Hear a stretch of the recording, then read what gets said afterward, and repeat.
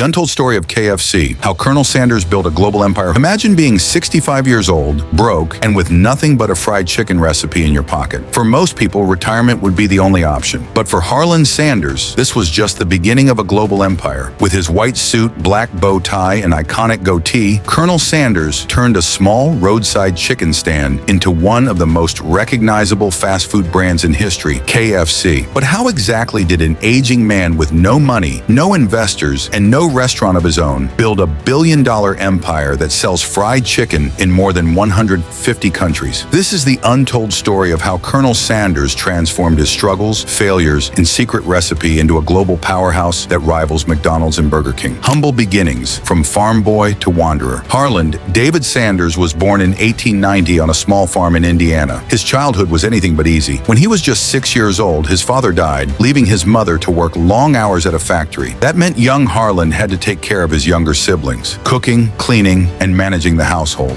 It was in this tiny farmhouse kitchen where he learned the basics of cooking, sparking a skill that would later change his life. But Sanders wasn't destined for stability. By the age of 12, he dropped out of school and began drifting through life, working odd jobs as a farmhand, a streetcar conductor, a soldier, a railroad fireman, a lawyer, and even an insurance salesman. Each attempt ended in failure. He was fired, quit, or moved on, searching for a purpose. By the time he reached his 40s, Sanders had worked over a dozen jobs and still had no real career. Yet through all the instability, he carried with him a passion for cooking, and that passion was about to collide with opportunity. The first restaurant, gas station chicken. In the 1930s, Sanders was running a Shell gas station in Corbin, Kentucky. Business was tough and he needed a way to attract customers. His solution was simple but brilliant. Cook meals for travelers who stopped to refuel. Using his kitchen at the back of the station, he began serving fried chicken, ham, and biscuits. The fried chicken quickly became the star of the menu. Sanders realized he had something special when customers began coming not just for gas, but for his food. Soon he upgraded to a proper cafe across the street. His restaurant seated 142 people, and it became a local favorite. But Sanders wasn't satisfied with just good fried chicken. He wanted consistency and speed. Traditional fried chicken took 30 minutes to cook, which frustrated hungry travelers. Determined to solve the problem, he experimented with a new cooking device, the pressure cooker. By adapting it to fried chicken, Sanders cut cooking time down to minutes while keeping the chicken juicy and flavorful. This innovation would later become the backbone of KFC's success. The secret recipe, 11 herbs and spices. Sanders knew that taste was everything. Around 1940, after years of experimentation, he perfected his secret recipe of 11 herbs and spices. The exact formula remains one of the most closely guarded trade secrets in the food industry, locked in a vault and known to only a handful of people. What made it genius wasn't just the flavor, but the story. The mystery of the secret recipe gave Sanders' chicken an aura of uniqueness. Competitors couldn't copy it, and customers were intrigued by it. At his Corbin Cafe, business boomed. Sanders became something of a local celebrity. But just when it looked like he had finally found success, disaster struck. In the early 1950s, a new highway was built that bypassed Corbin, killing traffic to his restaurant. At 65 years old, Sanders was forced to sell his cafe at auction. After decades of struggle, it looked like his dream was over. But Sanders refused to quit. With nothing but a social security check, his pressure cooker, and his secret recipe, he hit the road. Driving from town to town, he cooked chicken for restaurant owners, pitching them the idea of serving his recipe in exchange for a small royalty per piece sold. This was the birth of the KFC franchise model. The birth of franchising, a new business model. Colonel Sanders' approach to franchising was unconventional